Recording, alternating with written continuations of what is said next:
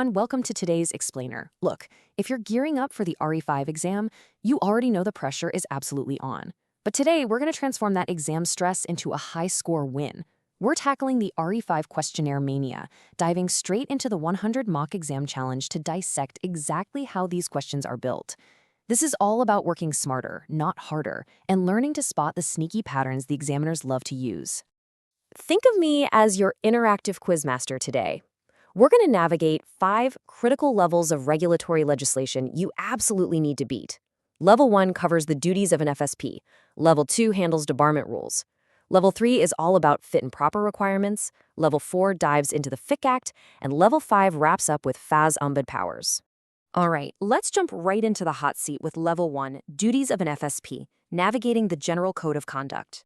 Here's question 1. Pulled straight from the mock exam. It's asking what the true duties of an FSP actually are. Take a quick second. Mentally lock in what you think the right answer is before we break it all down. Okay, so what's really fascinating here is how examiners build their traps. Statements 1, 2, and 4, totally valid. You got to act honestly, put the client first, and keep adequate resources. But look closely at statement 3. It claims you must disclose everything except for commission structures. Oh man, that is a massive trap. In the financial world, transparency is literally everything. You absolutely have to disclose those commissions to the client. So, by actively spotting and tossing out that commission trap, we can confidently lock in option A, statements 1, 2, and 4 only.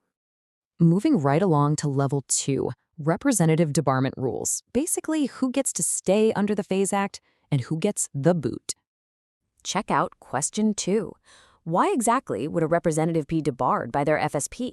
Let's look at the 4 scenarios they give us and figure out what actually crosses the line. Now, this one gets a bit tricky. Failing fit and proper requirements or materially breaking the FAS Act? Yeah, those are obvious grounds for debarment. But what about statement 2? Dishonest conduct outside of work? Believe it or not, that is completely valid. Your character matters 24/7 in this industry. The real trap here is statement 4. Stopping services for 3 months. Honestly, just taking a sabbatical doesn't automatically trigger a regulatory offense that gets you debarred.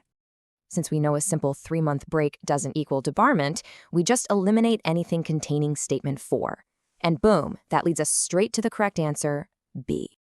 You are crushing this. Level 3, fit and proper. Time to prove your competency and character.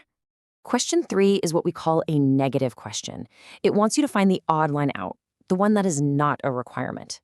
When you're actually sitting in that exam room, always underline that word not so your brain doesn't play tricks on you and start hunting for the correct statements. Let's weigh our options. You definitely need honesty, you need competency, and you absolutely need to hit those continuous professional development hours. But what about registration with SARS? Look, paying your taxes is obviously a legal duty as a citizen, but SARS registration itself isn't a specific fit and proper requirement under the FAS Act. It's a total red herring, just thrown in there to mess with your confidence. Trust your gut and your knowledge of the core requirements here. That odd one out is B, our winning answer for level 3. All right, level 4, the FIC Act. We are diving straight into anti-money laundering regulations. For this one, what are the actual day-to-day tasks of accountable institutions under the FIC Act? We're talking KYC, record keeping, and suspicious transaction reports. This is the absolute front line of anti-money laundering, so examiners love testing it. And this question perfectly shows how they layer multiple traps into one go. Identifying and verifying clients? Yep, valid core duty. Reporting suspicious transactions? Also valid. But did you catch the double trap? Keeping records for 15 years is a massive exaggeration. It's usually just 5 years.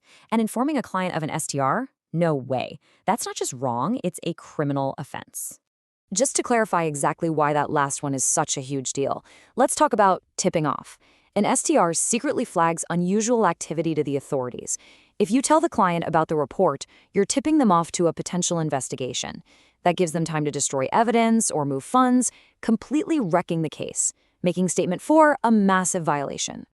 Once we knock out that exaggerated 15-year timeline and the highly illegal tip-off, we're left with statements 1 and 3, meaning A is our correct answer for level 4.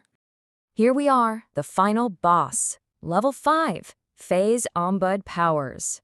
Let's tackle question 100. What can the ombudsman actually do? When they step in to resolve a complaint between a client and a provider, what kind of muscle do they really have? Make no mistake, the Ombud is incredibly powerful. They can investigate large claims up to R 800,000, make binding rulings that carry the exact same weight as a civil court judgment, and absolutely order an FSP to pay compensation. But look at that final trap. Jailing representatives? Come on. The Ombud handles civil compensation and industry compliance. They aren't criminal court judges. They literally cannot throw people in jail. Since handing out jail time is a purely fake cinematic power, we can confidently toss out Statement 3, leaving us with A, Statements 1, 2, and 4, as the winning answer for our final challenge. As the creators of this mock challenge put it in their introduction, use this as a final assessment before booking your official exam date. Today's explainer really proves that just passively reading a textbook isn't going to cut it. Drilling these questions, analyzing the wrong answers, and spotting those sneaky psychological traps, that is the ultimate way to test if you're truly ready. You've systematically crushed the exaggerations, the red herrings, and the logic traps with us today. You have the tools now. So here's my question for you. When you finally sit down in that exam room, are you going to let the examiners trick you? Or are you going to actively hunt down their traps before they can hunt you?